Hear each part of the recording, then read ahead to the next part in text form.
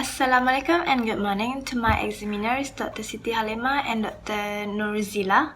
My name is Julia binti Yunus. I am under the supervision of Dr. Haryati and Dr. Wan Rusmiza.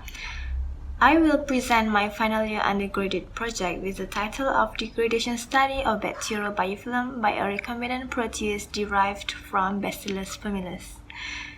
My presentation today will include introduction, literature review, methodology, result and discussion, conclusion and reference.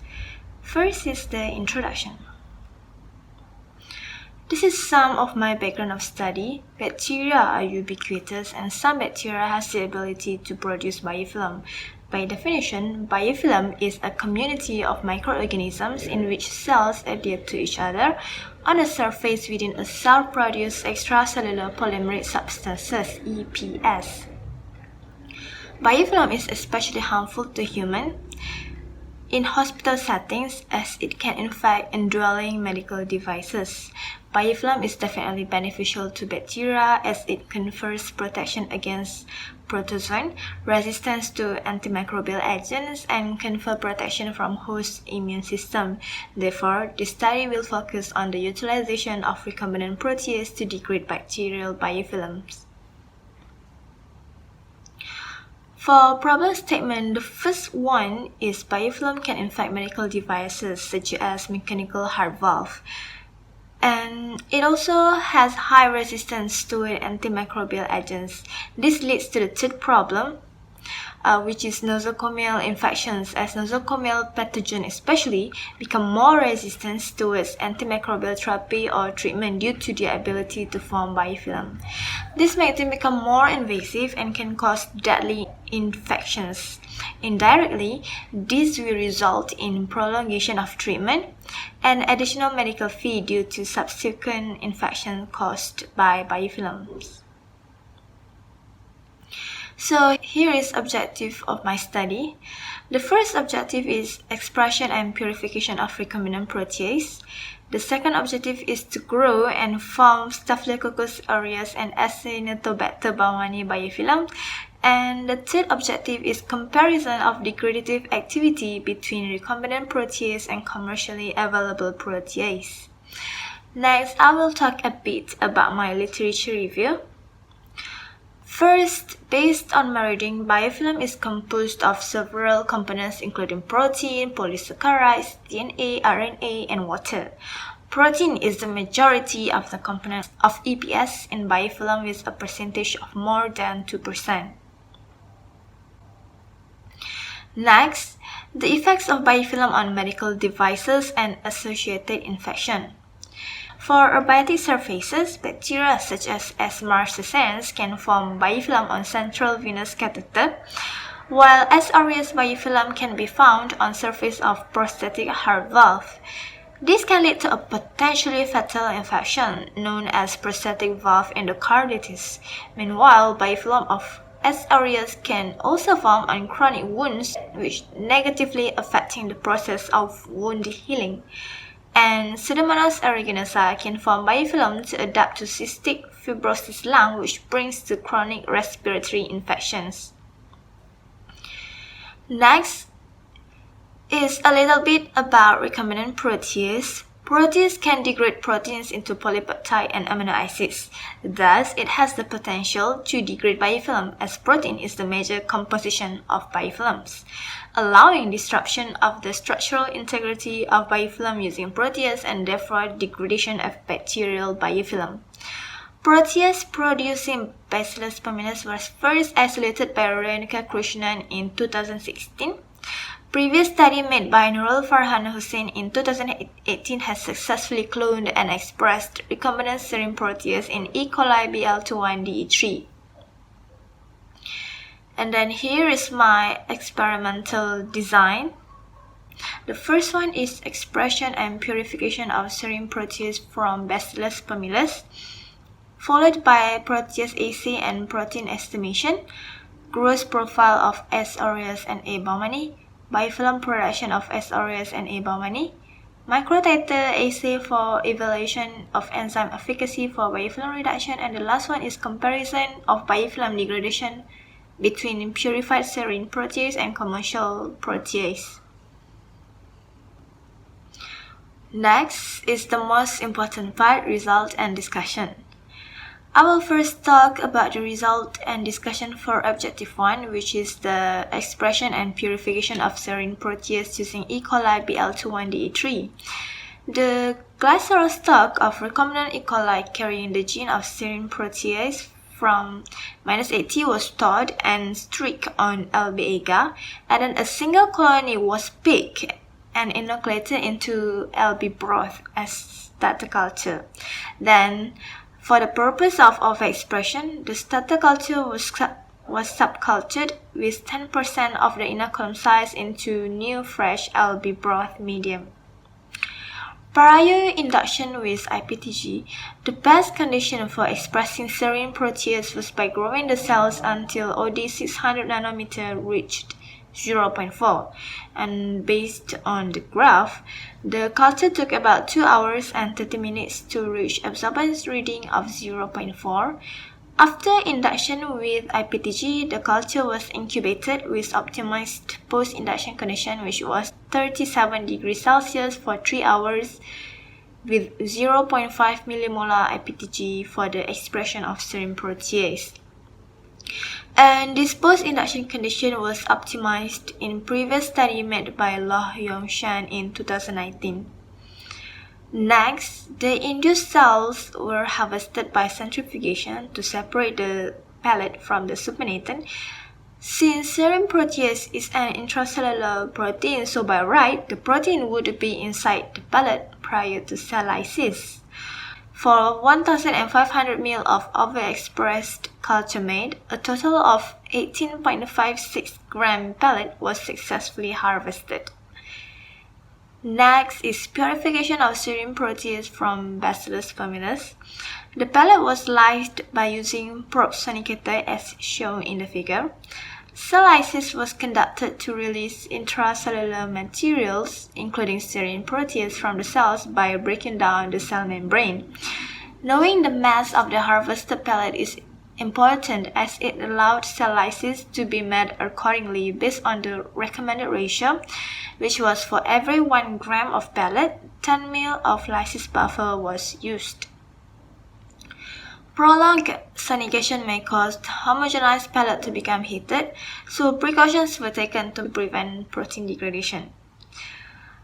And then, after cell lysis, the crude lysate was filtered through 0.22 micromolar syringe filter to minimize the amount of foreign substances. Then sample purification was done by using octapure machine through 1 ml heat trap column.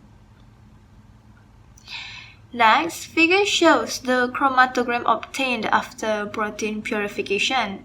As you can see in the chromatogram, serine protease was eluted in phase 4, which represents elution phase. The bound serine protease on the heat trap column was eluted by using increasing gradient elution of elution buffer. The serine protease was eluted when the concentration of imidazole reached 20 to 50%. This is because imidazole, which was the analog of histidine tag on the recombinant serine protease, acted as a counterligand. Therefore, the imidazole competed with the bound serine protease to bind to the immobilized metal-charged resin, which resulted in elution of my target protein, which was the serine protease. It can also be seen on the chromatogram that the fraction with the highest peak of serine protease was observed to be in fraction 8, with absorbance value of over 1,100 MAU, and fraction 2 until fraction 10 were pooled together.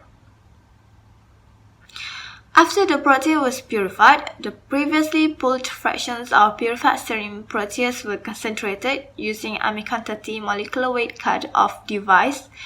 For the purpose of protein concentration, the protein sample was buffer exchanged into trace buffer. Then, the protein concentration was estimated using nanodrug machine. The protein concentration for crude extract was 15.49 mg per ml.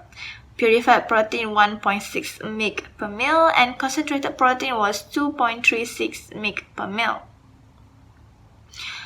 On top of that, a sales pitch was conducted to confirm the presence of serum protease from all purification steps. Based on the figure, it was observed that the band of serum protease from crude extract in lane 2 had traveled across the gel lesser than the serum protease that have went through subsequent purification with heat trap column and concentrated using exchange buffer, which were loaded in lane 3 and lane 4 respectively.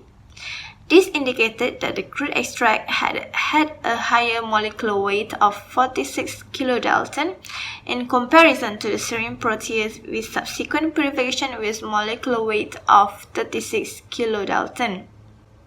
This could be explained by the presence of short N-terminal extension, also termed as propeptide, on the crude extract, which represents the full-length proenzyme. The full-length proenzyme is inactive until specific proteolytic processing, which is performed by proenzyme itself, remove the N-terminal extension that consists of 18 amino acids. This is because N-terminal extension act as an inbuilt inhibitor of activity of the serine protease. Therefore, after removal of N-terminal extension is completed, access to the active site is unblocked and the catalytic triad rearranges the functional conformation. The removal of 18 amino acids of propeptide also leads to the decrement in the size of serine protease, which explains why serine protease purified with heat trap column and buffer exchange travel further than serine protease in crude extract, thus having smaller molecular weight. However, it is difficult to predict its autocatalytic removal as the whole extension makes extensive contacts with the rest of the protein. Low levels of active serine protease are required to initiate an activation cascade, but still it is not yet clear how the initial low-level activity of serine protease required to begin the processing cascade is obtained. Next, protease assay was conducted to form purification table of serine protease. Protease assay confirmed the result obtained for SAS page, as there was no color changes observed in protease assay for crude extract, which indicated that there was no significant activity of serine protease in crude extract. However, serine protease had performed its specific proteolytic processing after being purified with heat trap column, as it changed color into blue chromophore during protease assay and showed a positive absorbance value at OD 660 nanometer. As shown in the table, serine protease concentrated with Amikan Ultra 15 centrifugal filter resulted in enzyme activity of 0.504 U per ml and specific activity of 0.214 U per mg. The yield recovery of the recombinant protease decreased at every step of purification due to the removal of other unwanted proteins, and in this project, the overall yield that had been achieved was 72.32%. Next is the result of second objective, which is the formation of S. aureus and A. baumannii biofilms. Biofilm exists in stationary or dormant growth phase where there is depletion of oxygen and nutrient. That's why growth profile for both bacteria was plotted. As shown in figure, A. baumannii and S. aureus took 8 hours and 5 hours respectively to reach late exponential phase. Only then, S. aureus and A. baumannii started to form biofilm. Next, the result of Objective 3, which was comparison of degradative activity between recombinant protease and commercially available protease. Figure on the left showed the well plate for microtiter assay of S. aureus biofilm, and figure on the right represents microtiter assay of A. baumannii biofilms. The wells used are labeled as shown in the text box, and the experiment was conducted in triplicates. 0.5 U per ml of both purified serine protease and available commercial serine protease were used to evaluate the efficiency of protease for biofilm reduction. By observing the intensity of the blue color of crystal violet, after washing with 30% glacial acetic acid, it was pretty obvious that S. aureus biofilm was degraded more than A. baumannii biofilm. This is the graph showing percentage reduction of biofilm using purified serine protease, which is represented by the blue bar, and commercial protease, which is represented by the orange bar in the bar chart. As shown in the graph, the purified serine protease showed the highest reduction on S. aureus biofilm, with a total reduction of 77.86% on the first hour of incubation and 87% on the 24th hour. In comparison, the percentage reduction of A. baumannii biofilms by purified serine protease was lower, with only 56% reduction on the first hour and 57% reduction on the 24th hour. This may be explained by the difference in membrane structure of gram-positive and gram-negative bacteria. A. baumannii, which is a gram-negative bacteria, has a cell envelope which is more complex and relatively impermeable. Meanwhile, the cell wall of S. aureus, which is gram-positive, consists of a relatively simple envelope, and its cytoplasmic membrane is surrounded by a relatively porous cell wall. This explained why percentage of reduction of S. aureus biofilm was higher due to its physiology that allowed serine protease to diffuse inside more easily compared to A. baumannii biofilms. For comparison of degradative activity between recombinant protease and commercially available protease, purified serine protease had higher efficiency for reduction of A. baumannii biofilm in comparison to commercial protease. However, the opposite pattern was detected for reduction efficiency of S. aureus biofilms, where percentage reduction using purified serine protease were lower than commercial protease.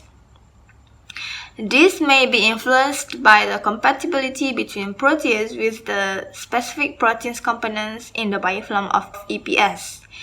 This is because enzymes degrade the proteins in the EPS through binding and hydrolysis of the protein and converted them into smaller molecules, which allowed the molecules to be metabolized.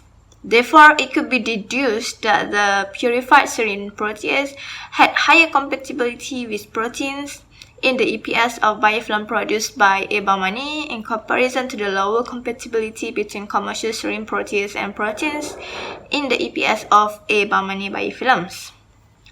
Last but not least is conclusion. Recombinant serine protease was successfully expressed and purified with final molecular weight of 36 kilodalton in its active form. S. aureus and A. baumannii were successfully grown to form biofilms at their respective late exponential phase. Microtiter assay result proved that purified serine protease was capable to degrade both S. aureus and A. baumannii biofilms with significant percentage reduction, and purified recombinant protease showed contrasting efficiency with commercially available protease for biofilm reduction, depending on the compatibility with proteins of biofilm. Next is future work. It is recommended to develop methods to investigate the efficacy of serine protease in reducing biofilms, especially in hospital settings. The second one, since biofilm can interrupt the process of chronic wound healing, it is recommended to test the efficacy of serine protease on artificial wounds, and further study on biochemical characteristics of serine protease is also recommended in order to reveal the potential of serine protease in various industrial applications. And this is the selected reference used in order to make the slide. And a big thanks for helping me in my FYP journey to Dr. Haryati Jamaluddin, Dr. Wan Rosmiza Zanawan Dagang, and my lab mates Nor Ashikin and Malak. That's all from me. Thank you.